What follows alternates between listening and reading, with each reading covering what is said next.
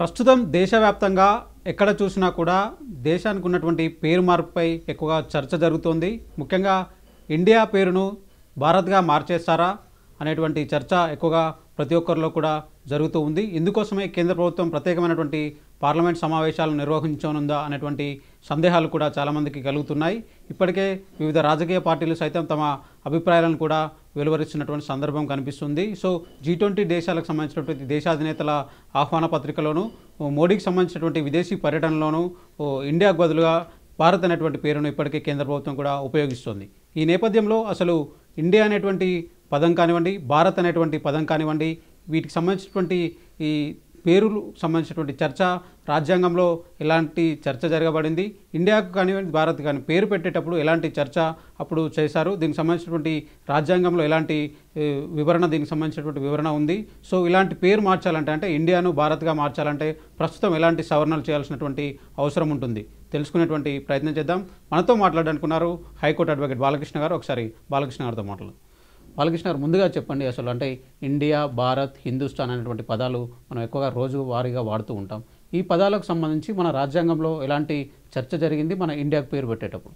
Right, రాజ్యాంగంలో జరిగినటువంటి చర్చ కన్నా ముందు అసలు ఈ పదాల యొక్క మూలాల్లోకి వెళ్దాం. ఓకే, ముందుగా హిందుస్థాన్, భారత్, అలాగే ఇండియా, ఈ పదాలు అసలు ఎలా వచ్చాయి? మనకి సింధు నది అని చెప్పి ఒకటి ఉండేది. ఈ దేశాన్ని బయట నుంచి అనేక మంది వచ్చి పరిపాలించినటువంటి చరిత్ర మనది. అయితే పర్షియన్స్ లేదా ఇరానియన్స్ సింధు నది దాటి మన దేశంలోకి వచ్చినప్పుడు పర్షియన్ లాంగ్వేజ్లో హెచ్ అయిపోతుంది. అలా సింధ్ కాస్త హింద్ అయిపోయింది. ఆ సింధు నది హింద్ అయిపోతే అక్కడున్నటువంటి ఆ ప్రాంతాన్ని వాళ్ళు హిందూ అనేవాళ్ళు.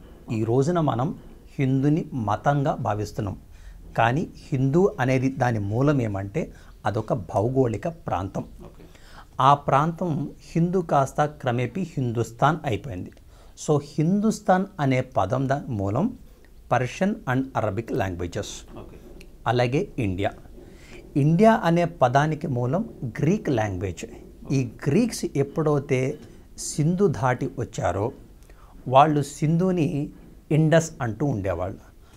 ఆ ఇండస్ రివర్ యొక్క ఈస్ట్ అలాగే సౌత్ ఉండేటువంటి జాగ్రఫికల్ రీజన్ని వాళ్ళు ఇండియా అంటూ ఉండేవాళ్ళు. ఈ విధంగా మనకి హిందుస్థాన్, ఇండియా అనేటువంటి పదాలు గ్రీక్స్ ద్వారా లేదా పర్షియన్స్ ద్వారా వచ్చినటువంటి చరిత్ర. ఇక భారత్, భారత్ అనే పదం మనకి ఋగ్వేదంలో, బ్రాహ్మణాస్లో, ఉపనిషత్స్లో, విష్ణు పురాణంలో, బ్రహ్మపురాణంలో, వీటన్నింటిలో కూడా భారత్ అనే పదం వాడుతూ ఉండేవాళ్ళు.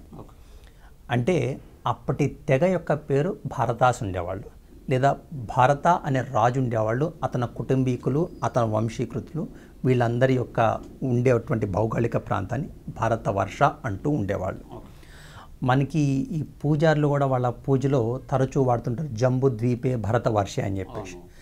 ఋగ్వేదంలో ఏమంటే ఈ భూమి మొత్తం కూడా 9 ఖండాలుగా విభజించబడిందని, అందులోని ఒక ఖండం పేరు భరతవర్ష అని కూడా ఉంది.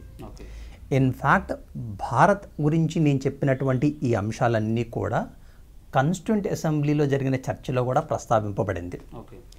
మరి కాన్స్టిట్యూంట్ అసెంబ్లీలో అసలు ఒక చర్చ మొదలైంది. మరి 26 Jan 1950 will be a newborn nation, కొత్తగా పుట్టినటువంటి ఈ దేశానికి ఏం పేరు ఇవ్వాలని ముందుగానే ఒక చర్చ జరిగింది.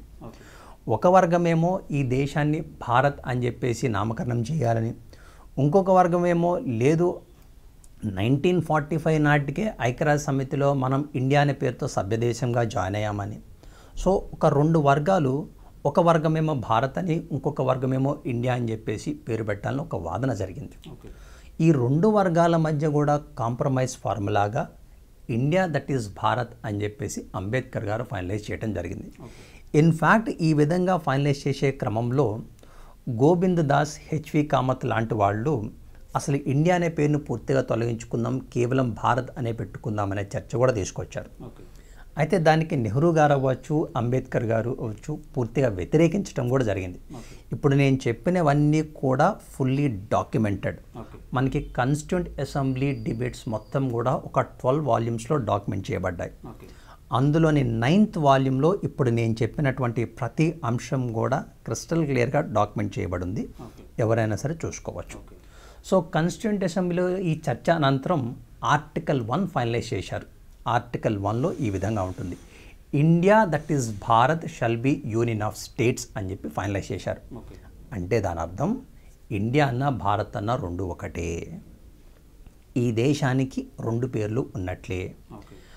సబ్సీక్వెంట్గా అంటే ఆర్టికల్ 52 అవ్వచ్చు, ఆర్టికల్ 77 అవ్వచ్చు, వేరే ఇతరత్ర ప్లేసెస్లో ఎక్కడెక్కడ ఇండియా వాడినా దాన్ని మనం భారత్గా కూడా వాడుకోవచ్చు, దాన్ని మనం భారత్గా కూడా తీసుకోవచ్చు. సో ఇండియా అన్న భారత్ అన్న రెండు కూడా ఈ దేశంకు ఉన్నటువంటి పేర్లే. సో కొత్తగా భారత్ అనే పేరు వచ్చింది కాదు, లేదా కొత్తగా ఇండియా అనే పేరు వచ్చింది కాదు. అయితే ప్రస్తుతం జరుగుతున్న చర్చ ఏమంటే ఉన్న రెండు పేర్లు కాదు, ఒక పేరును తొలగించి కేవలం భారత్గా ఈ దేశాన్ని నామకరణం చేయాలి అనేది ఒక ప్రతిపాదన జరుగుతున్నటువంటి చర్చ. మరి అసలు అలా చెయ్యొచ్చా, చేయకూడదా, చెయ్యటం కరెక్టా రాంగ్ అనేది అది వాళ్ళ రాజకీయ విజ్ఞత, దాంట్లోకి మనం వెళ్ళొద్దు. చెయ్యడానికి అవకాశం ఉందా అంటే ఖచ్చితంగా ఉంది.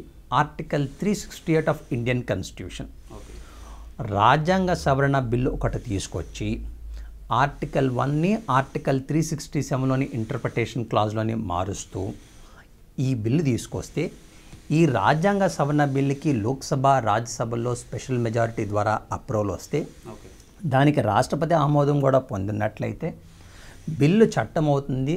బిల్లు చట్టం అయిన తర్వాత ప్రతిపాదిత మార్పులన్నీ కూడా అమల్లోకి వస్తాయి. ఈ విధంగా చేయొచ్చు. అంటే గతంలో అంటే చాలామంది కూడా ఈ భారత్ అనేటువంటి పేరును అంటే పెట్టాలి అని చాలామంది కూడా గతంలో కూడా కోరినట్టుగా తెలుస్తుంది. దీనికి సంబంధించినటువంటి వ్యాజ్యాలు ఏమైనా సుప్రీంకోర్టులో దాఖలయ్యాయి, ఎలాంటి చర్చ జరిగింది? ఇండియా అనేది పూర్తిగా తొలగించాలి, ఈ దేశానికి కేవలం భారత్ అనే పేరు ఉండాలని చెప్పేసి 2020లోనే సుప్రీంకోర్టులో ఒక ప్రజా ప్రయోజనాల వాద్యం దాఖలవటం జరిగింది. సుప్రీంకోర్టు ఇప్పుడు మనం ప్రస్తావించినటువంటి అంశాలనే ప్రస్తావించింది.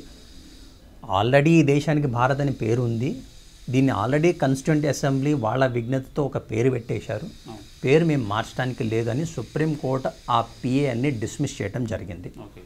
సో ఇప్పుడు కాన్స్టిట్యూంట్ అసెంబ్లీ తీసుకొచ్చిన దాన్ని మార్చాలి అంటే కేవలం కాన్స్టిట్యూషనల్ అమెండ్మెంట్ ద్వారానే చేయాలి. కాన్స్టిట్యూషనల్ అమెండ్మెంట్ జరగకుండా ఎవరిష్టం వచ్చినట్టు వాళ్ళు కొంతమంది ఇండియాని భారత్ అని పిలుచుకోవచ్చు, కానీ ఇండియా అనే పదం పూర్తిగా పోదు. దాన్ని అధికారికంగా తొలగించాలి అంటే రాజ్యాంగ సవరణ జరగాల్సిందే. ఓకే.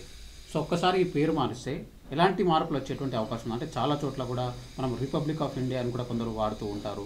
సో ఎక్కడెక్కడ ఇలాంటి మార్పులు జరిగేటువంటి అవకాశం ఉంటుంది? కేవలం పేరులో మాత్రమే మార్పు వస్తుంది. ఈ దేశం యొక్క ఫెడరల్ క్యారెక్టర్లో కానీ, ఈ దేశం యొక్క పొలిటికల్ సిస్టంలో కానీ ఏ విధమైనటువంటి మార్పు ఉండదు. కొంతమంది ఎవరైతే ఈ పేరు మార్పుని వ్యతిరేకిస్తున్నారో ఇది సమాఖ్య స్ఫూర్తికి విరుద్ధం, ఇది ఫెడరల్ క్యారెక్టర్ను వైలేట్ చేస్తుందని ప్రస్తావిస్తున్నప్పటికీ చట్టపరంగా ఆ వాదనలో పస లేదు.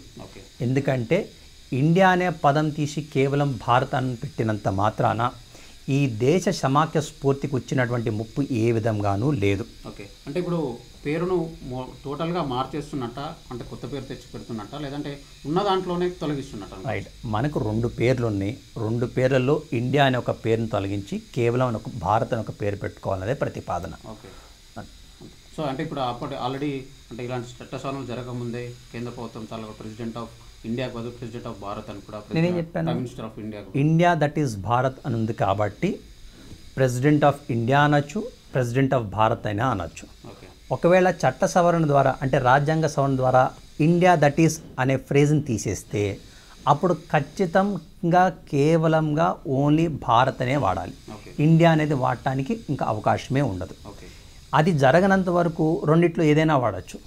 సో ప్రెసిడెంట్ ఆఫ్ భారత్ అనైనా అనొచ్చు, ప్రెసిడెంట్ ఆఫ్ ఇండియా అయినా అవ్వచ్చు, ఏ రాజ్యాంగ ఉల్లంఘన లేదు. కానీ ఒక్కసారి రాజ్యాంగ సవరణ జరిగి ఇండియా అనే పదం తొలగిస్తే ఖచ్చితంగా కేవలంగా ప్రెసిడెంట్ ఆఫ్ భారత్ అనే వాడాల్సి వస్తుంది. ఓకే. అంటే ఇప్పుడు మీరు చెప్పినట్టు ఆర్టికల్ 368 ప్రకారం దీనికి సంబంధించినటువంటి చర్చ జరగాలి, ఓటింగ్ కూడా జరగాలి. Right. సో ఓటింగ్ జరుగుతుందా లేదంటే మూజువాణి ఓటుతో ఎట్లా ఉంటుంది ఆ ప్రాసెస్? హౌస్లో మూజువాణి పద్ధతి ద్వారా బిల్లును పాస్ చేయాలా లేదా ఓట్స్ రిజిస్టర్ చేసి పాస్ చేయాలా అనేది పూర్తిగా స్పీకర్ లేదా చైర్మన్ యొక్క విచక్షణ. ఓకే. ఇన్ఫ్యాక్ట్ మనకి ఏపీ రీఆర్గనైజేషన్ బిల్ అంశంలో ఇదే జరిగింది. మూజువాణి పద్ధతిలో పాస్ చేశారు, ఇది సరికాదు అని చెప్పేసి.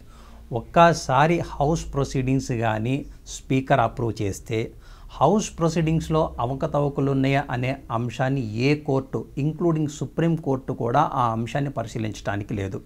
ఇదే ఆర్టికల్ 121. ఓకే. సో అంటే ఇప్పుడు పేరును తొలగించి భారత్ అనే పేరును ఉపయోగిస్తున్నట్టు, సో కోర్టుకి వెళ్ళేటువంటి అవకాశాలు కూడా లీగల్ పరంగా ఏమైనా ఉంటాయా? రైట్. ఒక ఆర్డినరీ లెజిస్లేషన్ అవ్వచ్చు, కాన్స్టిట్యూషనల్ అమెండ్మెంట్ అవ్వచ్చు, ఏదైనా సరే సుప్రీంకోర్టులో ఛాలెంజ్ చేసేటువంటి అవకాశం ఉంది. ఓకే. ఎప్పుడైతే ఈ కాన్స్టిట్యూషనల్ అమెండ్మెంట్ని సుప్రీంకోర్టులో ఛాలెంజ్ చేస్తారో ఇది వైలేటివ్ ఆఫ్ బేసిక్ స్ట్రక్చర్ అని చెప్పి ఎస్టాబ్లిష్ చెయ్యందే సుప్రీంకోర్టు దాన్ని సెట్ అసైడ్ చేసే అవకాశం లేదు. అయితే ఈ అంశంలో నాకున్నటువంటి కొద్దిపాటి లీగల్ పరిజ్ఞానంతో అది బేసిక్ స్ట్రక్చర్ని వైలేట్ చేసే అవకాశం లేదు. ఈ రాజ్యాంగ సవరణ అంటూ ఒక్కసారి పార్లమెంట్ ద్వారా జరిగిపోతే సుప్రీంకోర్టులో కూడా అడ్డంకు ఉండేటువంటి అవకాశం లేదు. Okay, right, thank you.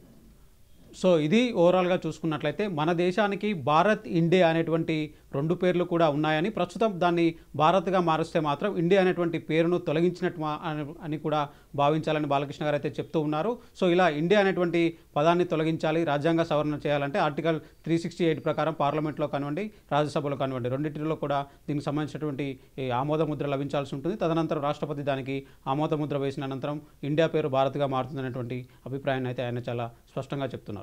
విడజన్ అజయ్తో Shravan, ABN Andhra Jyothi, Hyderabad.